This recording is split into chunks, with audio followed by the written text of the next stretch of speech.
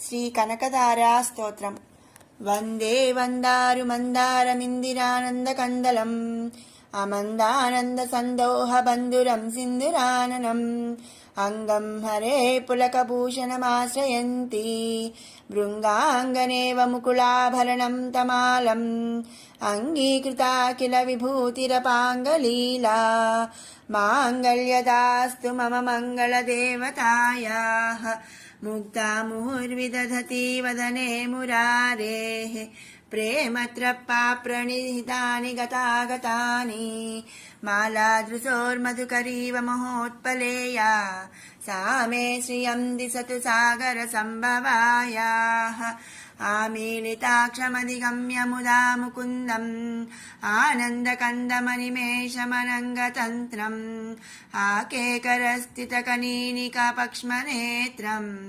భూత్యై భవేన్మమ భుజంగశయాంగనాయాః బాహ్వంతరే మధుచితాశ్రితకౌస్తుభేయా హారావళీవ హరినీలమయీ విభాతి కామప్రదా భగవతోపి కటాక్షమాలా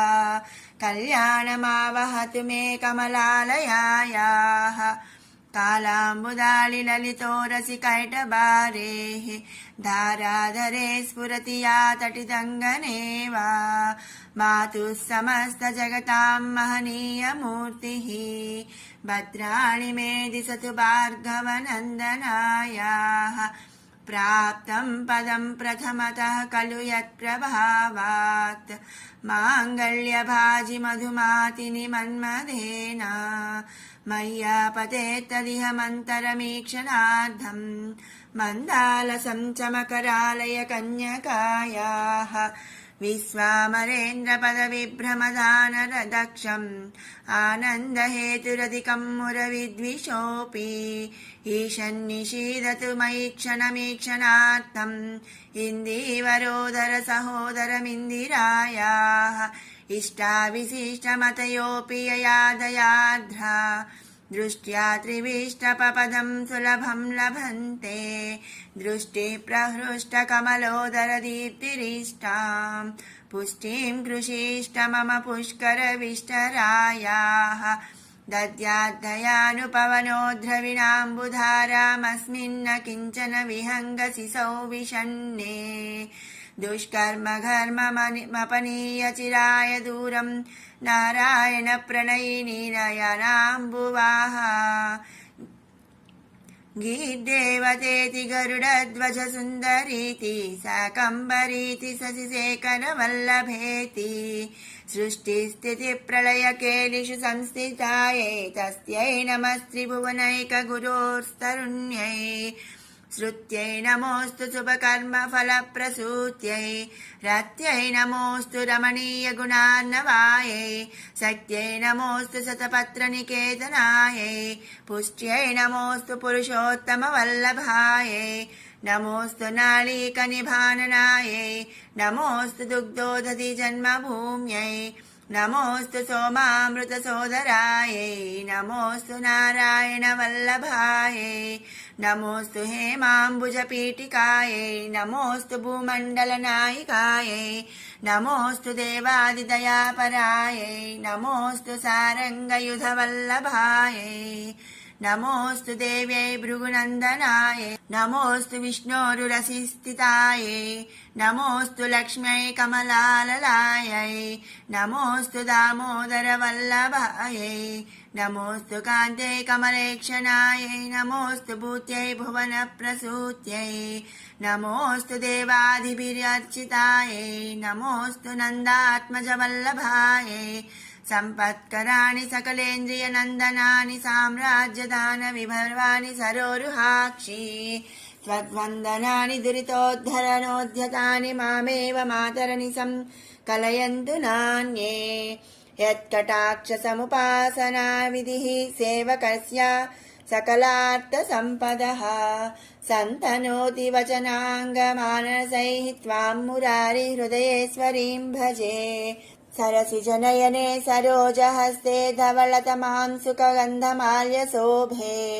भगवती हरिवल्लभे मनोज्ञे त्रिभुवनभूतिकरि प्रसीद मह्यम्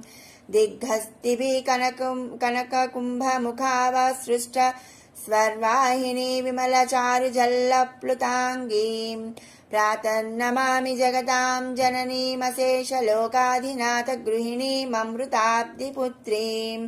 कमले कमलाक्षवल्लभे त्वं करुणापूरतरङ्गितैरपाङ्गैः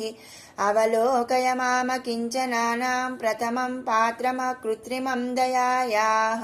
स्तुवन्ति ये स्तुतिभिरमुभिरन्वहं त्रयीमयीं त्रिभुवनमातरं रमां गुणाधिक गुरुतरभाग्यवाहिनी भवन्ति ते भुवि बुधभाविताशयाः सुवर्णधारास्तोत्रं यच्चं कराचार्यनिर्मितं त्रिसन्ध्यं यः पठेत् नित्यं स कुबेरसमो भवेत् इति श्रीमत्परमहंस परिव्राजकाचार्यस्य श्रीगोविन्द भगवत्पूज्यपादशिष्यस्य श्रीमच्छङ्कर भगवतः कृतौ कनकधारा स्तोत्रं सम्पूर्णम्। श्रीलक्ष्मी सहस्रनाम स्तोत्रम् नाम्नां साष्टसहस्रं च ब्रूहि गार्ग्य महामते महालक्ष्म्या महादेव्या भुक्तिमुक्त्यर्थसिद्धये। गार्ग्य उवाच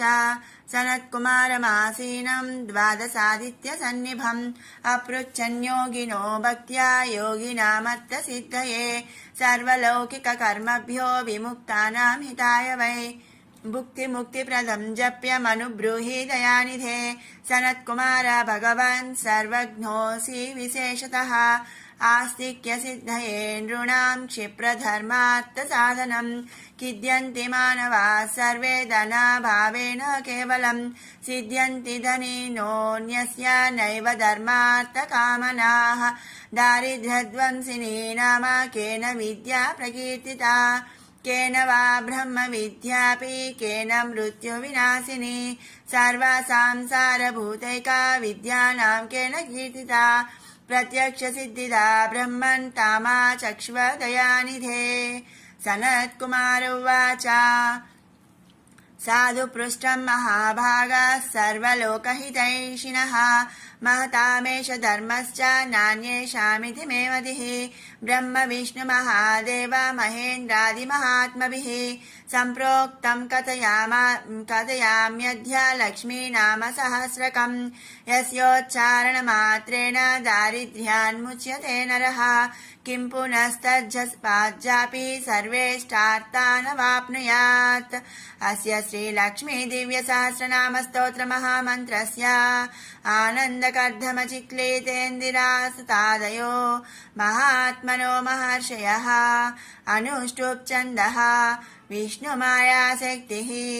महालक्ष्मी परा देवता श्रीमहालक्ष्मी प्रसादद्वार सर्वेष्टार्थसिद्धये जपे विनियोगः।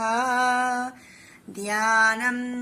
पद्मनाभप्रियां देवीं पद्माक्षीं पद्मवासिनीं पद्मवक्त्रां पद्महस्तां वन्दे पद्मामहर्निशम्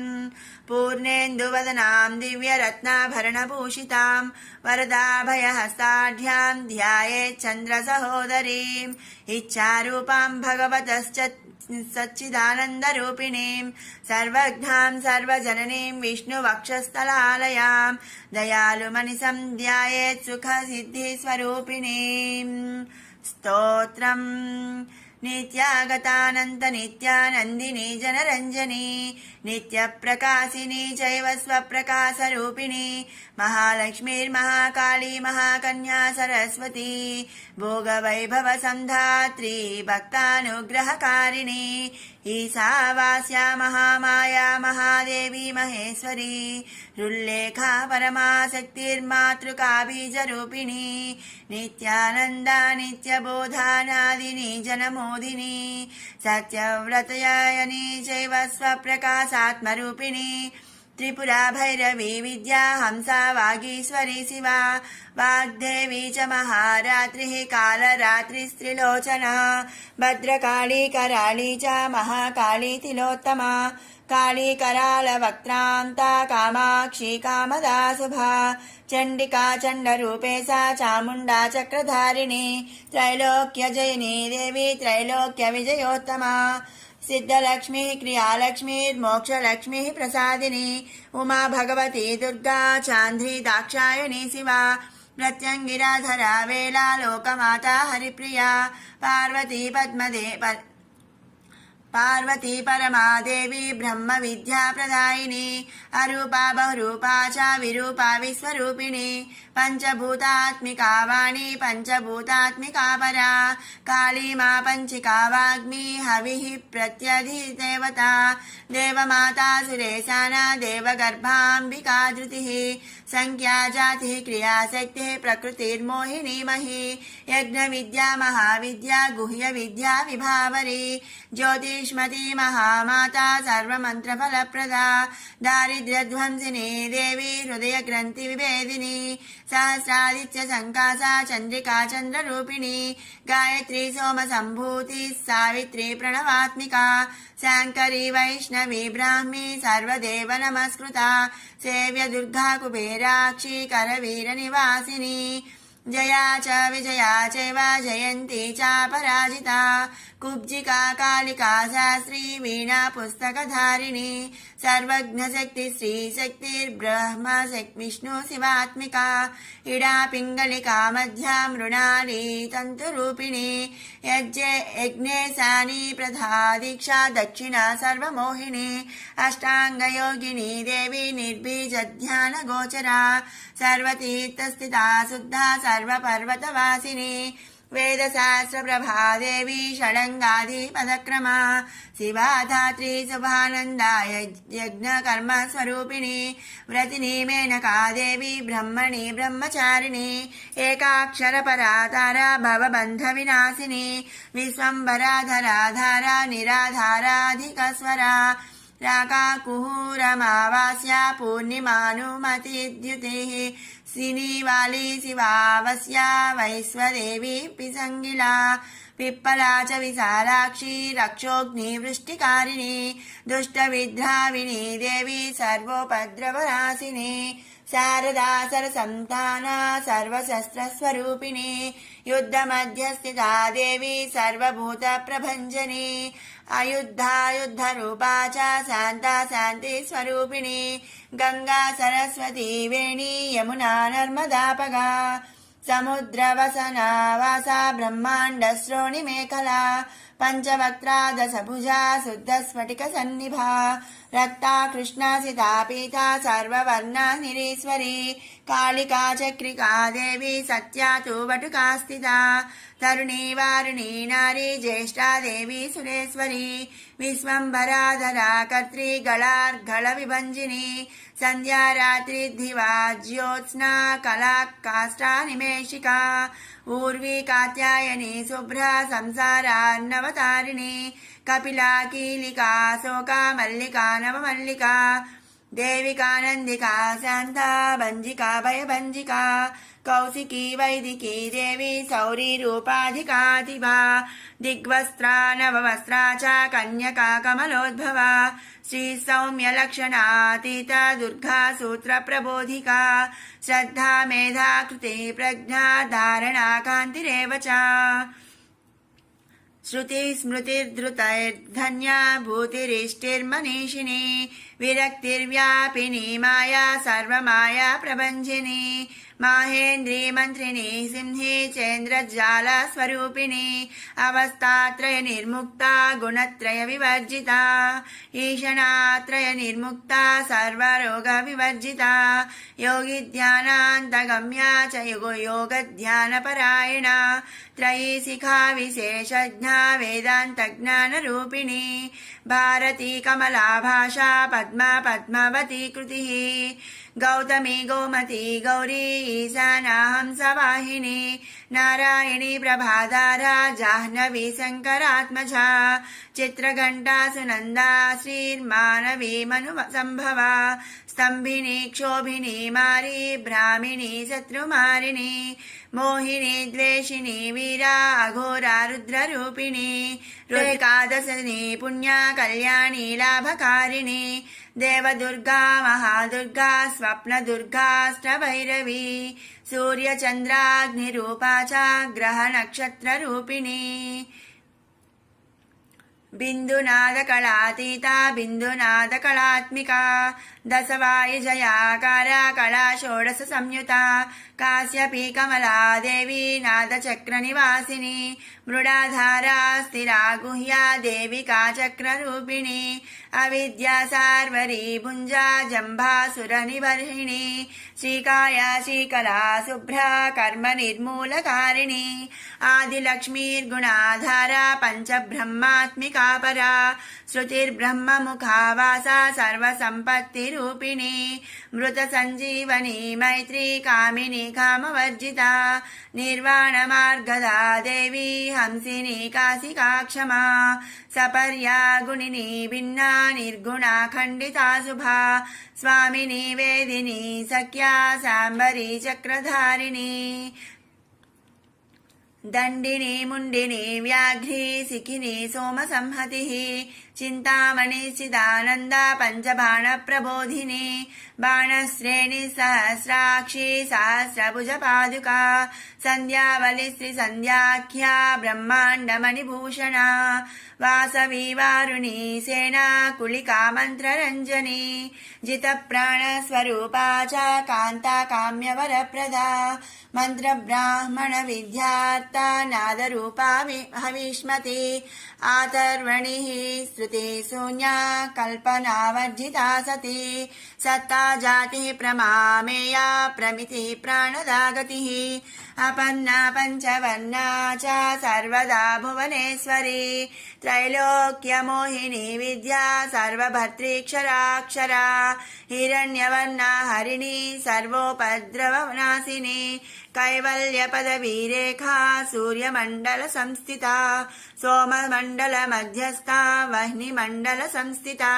वायुमण्डल मध्यस्था व्योममण्डल संस्थिता चक्रिका चक्र मध्यस्था चक्रमार्ग प्रवर्तिनी कोकिलाकुलचक्रे सा पक्षति पंक्ति पावनी सर्वसिद्धान्तमार्गस्था षड्वर्णावरवर्जिता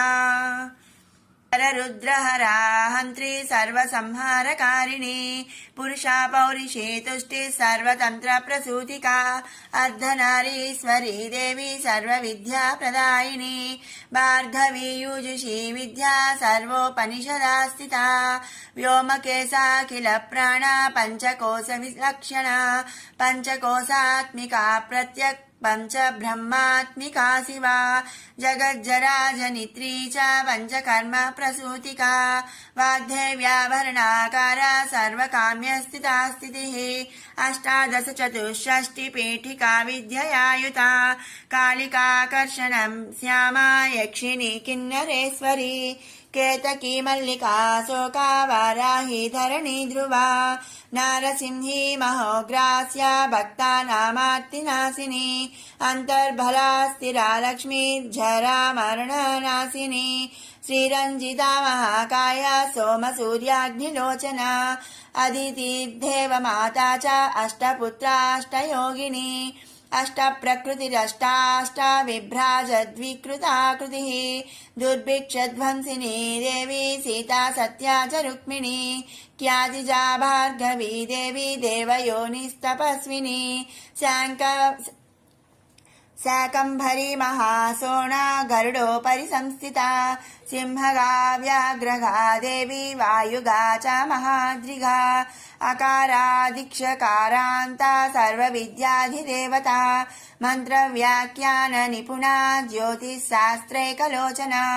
इडा पिङ्गलिका मध्या सुषुम्ना ग्रन्थिभेदिनी कालचक्राश्रयोपेता कालचक्रस्वरूपिणी वैशारथी मतिश्रेष्ठा वरिष्ठा सर्वदीपिका वैनायकी वरारोहा श्रोणिवेला बहिर्वलिः जम्भिनी जृम्भिणी जम्भकारिणी गणकारिका शरणी चक्रिकानन्ता सर्वव्याधिचिकित्सिकी देवकी देवसङ्कासा वारिधिः करुणाकरा सर्वरी सर्वसम्पन्ना सर्वपापप्रभञ्जनी एकमात्राधिमात्रा च त्रिमात्रा च तथा परा अर्धमात्रा परा सूक्ष्मा सूक्ष्मार्थार्थपरा परा एकवीरा विशेषाख्या षष्ठी देवी मनस्विनी नैष्कर्म्य निष्कलालोकाज्ञानकर्माधिका गुणा सबन्ध्वानन्दसन्दोहा व्योमाकारा निरूपिता गद्यपद्यात्मिका वाणी सर्वालङ्कारसंयुता साधुबन्धपदन्यासा सर्वौको घटिकावलिः षट्कर्मा कर्मसाकारा सर्वकर्मविवर्जिता आदित्यवर्णा चापन्ना कामिनी वररूपिणी ब्रह्मणि ब्रह्मसन्ताना वेदवागीश्वरी शिवा पुराणन्यायमीमांसा धर्मशास्त्रागमश्रुता सद्यो वेदवती सर्वा हंसी विद्याधिदेवता विश्वेश्वरी जगद्धात्री विश्वनिर्माणकारिणी वैदिकी वेदरूपा च कालिका कालरूपिणी नारायणी महादेवी सर्वतत्त्वप्रवर्तिनी हिरण्यवर्णरूपा च हिरण्यपदसम्भवा कैवल्यपदवी पुण्या कैवल्यज्ञानलक्षिता ब्रह्मसम्पत्तिरूपा च ब्रह्मसम्पत्तिकारिणी वारुणी वारुणाराध्या सर्वकर्मप्रवर्तिनी एकाक्षरपरा युक्ता सर्वदारिद्र्यभञ्जिनी पाशाङ्कुशान्विता दिव्या वीणा व्याख्याक्षसूत्रभृत् एकमूर्तिस्त्रयीमूर्तिर्मधुकैटभभञ्जिनी साङ्ख्या साङ्ख्यवती ज्वाला ज्वलन्ती कामरूपिणी जाग्रती सर्वसम्पत्ति सुषुप्ता स्वेष्टदायिनी कपालिनी महादंष्ट्रा भूरुकुटी कुटिलालना सर्वावासा सुवासा च बृहत्यष्टिश्च सक्वरी छन्दो गणप्रतिष्ठा च कल्माषी करुणात्मिका चक्षुष्मती महाघोषा खड्गचर्मधरासनिः शिल्पवैचित्र्य विद्योता सर्वतो भद्रवासिनी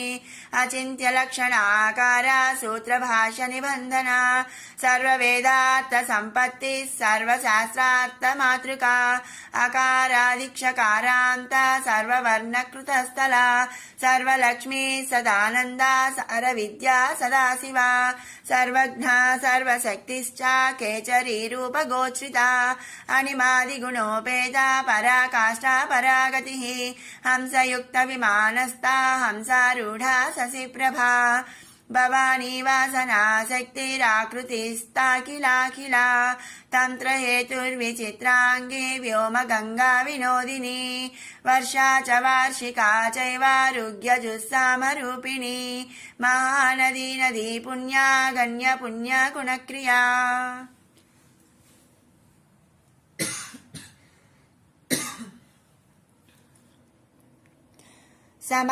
समाधिगतलभ्यार्ता श्रोतव्या स्वप्रिया घृणा नामाक्षरपरा देवी उपसर्गनकाञ्चिता निपातोरुध्वयुजङ्घा मातृका मन्त्ररूपिणी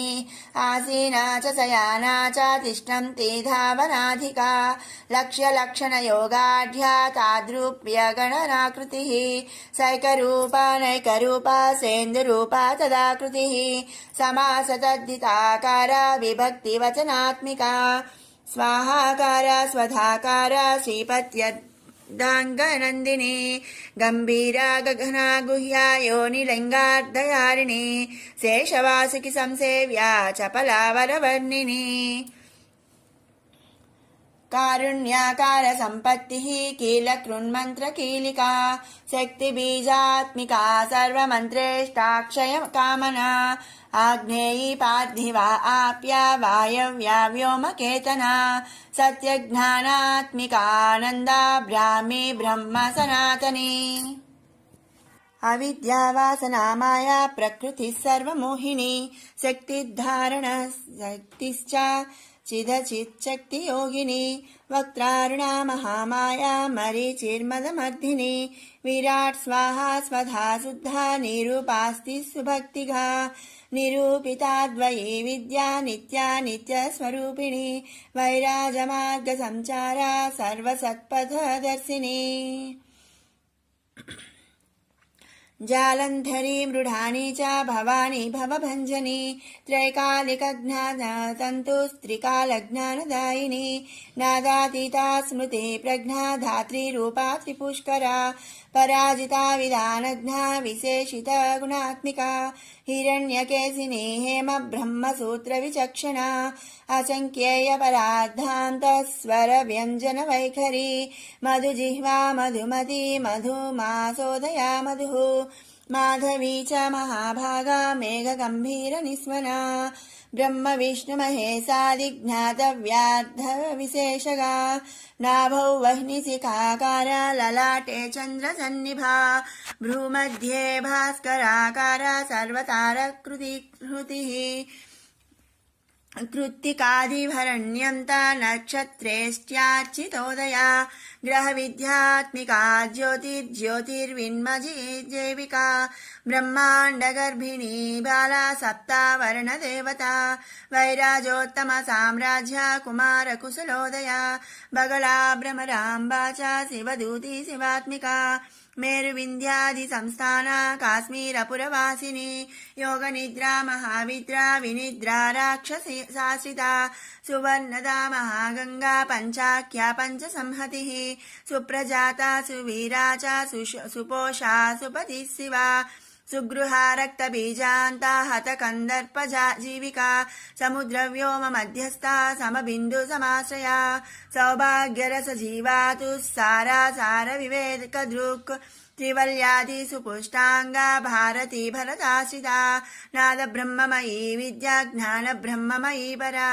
ब्रह्मनाडी निरुक्तिच्चा ब्रह्म कैवल्य साधनम् कालिकेय महोदार वीर्य विक्रम रूपिणी वडवाग्निशिखा वक्त्रा महाकवलतर्पणा महाभूता महादर्पा महासारा महाक्रतुः पंचभूत महाग्रासा पंचभूताधिदेवता सर्वप्रमाणा संपत्ति सर्वरोग प्रतिक्रिया ब्रह्माण्डान्तर्बहिर्व्याप्ता विष्णुवक्षो विभूषिणी शाङ्करी विधिवक्त्रस्था प्रवरावरहेतुकी हेममाला शिखामाला त्रिशिखा पञ्चलोचना सर्वागम सदाचारा मर्यादायातु भञ्जनी पुण्यश्लोकप्रबन्धाढ्या सर्वान्तर्यामि रूपिणी सामगान समाराध्या श्रोत्रकर्णरसायनम् जीवलोकैकजीवातुर्भद्रोदारविलोकना तटित्कोटिलसत्कान्तिस्तरुणी हरिसुन्दरी मीननेत्रा च सेन्द्राक्षी विशालाक्षी सुमङ्गला सर्वमंगल संपन्ना साक्षान् मंगल देवता देह हृद्धि विगादीप्ति जिह्वा पापा प्रणाशिनी अर्धचन्द्रोल्लसद्धंष्ट्रा यज्जवाटी विलासिनी महादुर्गा महोत्साहा महादेव बलोदया डाकिनीढ्या साकिनीढ्या समस्तझूट निरंकुशा नाकिवन्द्या षडाधाराधिदेवता भुवनघ्नानि श्रेणी भुवनाकारवल्लरी शाश्वती शाश्वताकारा लोकानुग्रहकारिणी सारसी मानसी हंसी हंसलोकप्रदायिनी चिन्मुद्रालङ्कृतकरा कोटिसूर्यसमप्रभा सुखप्राणिशिरोरेखा सददृष्टप्रदायिनी सर्वसाङ्कर्यदोषघ्नी ग्रहोपद्रवनाशिनी क्षुद्रजन्तुभयघ्नी च विषरोगादिभञ्जनी सदा शान्ता सदा शुद्धा गृहच्छिद्रनिवारिणी कलिदोष प्रशमनी कोलाहलपुरस्थिता गौरी लाक्षणिकी मुख्या जघन्याकृति वर्जिता माया विद्या मूलभूता वासवी विष्णुचेतना वादिनी वसुरूपा च वसुरत्न परिच्छदा चान्दसी चन्द्रहृदया मन्त्रस्वच्छन्द भैरवी वनमाला वैजयन्ती पञ्चदिव्यायुधात्मिका पीताम्बरमयी चंचत् कौस्तुभा हरिकामिनी नित्या तत्या रमा रामा रमणी मृत्युभञ्जनी ज्येष्ठा काष्ठा धनिष्ठान्ता सराङ्गी निर्गुणप्रिया मैत्रेया मित्रविन्दा च शेषकलाशया वाराणसी वासलभ्याचार्या वर्तजनस्तुता जगदुत्पत्ति संस्थाना संहारत्रय कारणम् त्वमम्ब विष्णु सर्वस्वं नमस्तेस्तु महेश्वरी नमस्ते सर्वलोकानां जनन्यै पुण्यमूर्तये सिद्धलक्ष्मीर्महाकाली महालक्ष्मी नमोऽस्तुते सद्यो जातादि पञ्चाग्नि रूपा पञ्चकम् यन्त्रलक्ष्मीर्भवत्याधिराध्याध्येते नमो नमः सृष्ट्यादिकारणाकार वितते दोषवर्जिते जगल्लक्ष्मी जगन्मातर्विष्णुपत्नी नमोऽस्तुते नवकोटिमहाशक्ति समुपास्य पदाम्बुजे कनत्सौवर्णरत्नाढ्या सर्वाभरणभूषिते अनन्ता नित्यमहिषी प्रवपं चेश्वरनायकी अत्युच्छ्रितपदांस्तस्ते परमव्योमनायकी नाकपृष्ठगताराध्ये विष्णुलोकविलासिनी वैकुण्ठराजमहिषी श्रीरङ्गनगरासिते रङ्गनायकी भूपुत्री कृष्णे वरदवल्लभे कोटिब्रह्मादिसंसेव्ये कोटिरुद्रादिकीर्तिते मातुलुङ्गमयं खेटं सौवर्णचषकं तथा पद्मद्वयं पूर्णकुम्भं कीरं च वरदाभये पासमङ्कुशकं शङ्खं चक्रशूलं कृपाणिकां धनुर्बाणौ चाक्षमालां चिन्मुद्रामपि बिभ्रति अष्टादशभुजे लक्ष्मीर्महाष्टादशपीठगे भूमिनीलादि संसेव्ये स्वामी चित्तानुवर्तिनि पद्मे पद्मालये पद्मी पूर्णकुम्भाभिषेचिते इन्दिरेन्दिरावाक्षी क्षीरसागरकन्यके भार्गवित्वं स्वतन्त्रेच्छा वशीकृतजगत्पतिः मङ्गलं मङ्गलानां त्वं देवतानां च देवता त्वमुत्तमोत्तमानां च त्वं श्रेयः परमामृतं धनधान्याभिवृद्धिश्च सार्वभौमसुखोच्छ्रया आन्दोलिकादिसौभाग्यं मत्ते भाति महोदयः पुत्रपौत्राभिवृद्धिश्च विद्याभोगबलादिकम् आयुरारोग्यसम्पत्तिरष्टैश्वर्यं त्वमेव हि परमेश विभूतिश्च सूक्ष्मात् सूक्ष्मतरागतिः सदयापाङ्गसन्दत्त ब्रह्मेन्द्रादिपदस्थितिः अव्याहतमहाभाग्यं त्वमेवाक्षोभ्यविक्रमः समन्वयश्च वेदानामविरोधस्त्वमेव हि निःश्रेयसपदप्राप्ति साधनं फलमेव च श्रीमन्त्रराजराज्ञी च श्रीविद्याक्षेमकारिणी श्रीं बीजजप सन्तुष्टा ऐं ह्रीं श्रीं बीजपालिका प्रपत्तिमार्गसुलभा विष्णुप्रथमकिङ्करी क्लीङ्कारार्तसवित्री च सौमङ्गल्याधिदेवता श्रीषोडशाक्षरी विद्या श्रीयन्त्रपुरवासिनी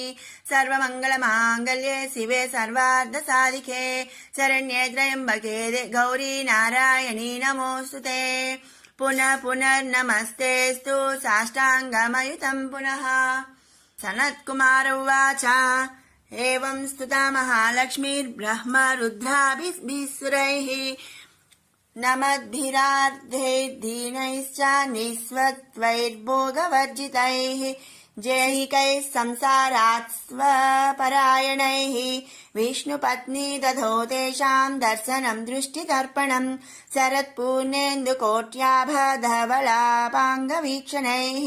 सर्वान् सत्त्वसमाविष्टान् चक्रे हृष्टावरं दधौ महालक्ष्मीर्वाच नाम्नां साष्टसहस्रं मे प्रमादाद्वापि यस्य कृत् कीर्तयेत् तत्कुले सत्यं वसाम्या चन्द्रतारकम् किं पुनर्नियमाज्झप्तुर्मधेकशरणस्य च मातृवत्सानुकम्पाहं पोषकी श्यामवहर्निशम् मन्नामस्तवतां लोके दुर्लभं नास्ति चिन्तितं मत्प्रसादेन सर्वेऽपि स्वस्वेष्टार्थमवाप्स्यथ लुप्तवैष्णवधर्मस्य मध्व्रतेष्वकीर्णनः भक्तिप्रपत्तिहीनस्य वन्ध्यो नाम्नां स्तवोऽपि मे तस्मादवश्यं तैर्दोषैर्विहीनः पापवर्जितः जपेत् साष्टसहस्रं मे नाम्नां प्रत्यहमादरात् साक्षादलक्ष्मीपुत्रोऽपि दुर्भाग्योपयलसोऽपि वा अप्रयत्नोऽपि मूढोऽपि विकलः पतितोऽपि च अवश्यं प्राप्नुयात् भाग्यं मत्प्रसादेन केवलं स्पृहेयमचिराद्देवा वरदानाय जापिनः ददामि सर्वमिष्टार्थं लक्ष्मीति स्मरतां ध्रुवम् सनत्कुमार उवाच इत्युक्त्वान्तर्धदे लक्ष्मीर्वैष्णवी भगवत्कला इष्टापूर्तं च सुकृतं भागधेयं च चिन्तितं स्वं स्वं स्थानं च भोगं च विजयं लेभिरे सुराः तदेतत्प्रवद्यामयध्य लक्ष्मीनाम सहस्रकं योगिनः पठतः क्षिप्रं चिन्तितार्थः न वाप्स्यथा। गार्ग्य उवाच सनत्कुमारो योगीन्द्रायुत्युक्त्वा सदयानिधिः अनुगृह्य ययौ क्षिप्रं तां स योगिनः तस्मादेतद्रहस्यं च गोप्यं जप्यं प्रयत्नतः अष्टम्यां च चतुर्दश्यां नवम्यां भृगुवासरे पौर्णमास्याममायां च पर्वकाले विशेषतः जपेद्वा नित्यकार्येषु सर्वान् कामान् वाप्नुयात्। इति श्रीस्कन्दपुराणे सनत्कुमारसंहितायां लक्ष्मीसहस्रनामस्तोत्रं सम्पूर्णम्।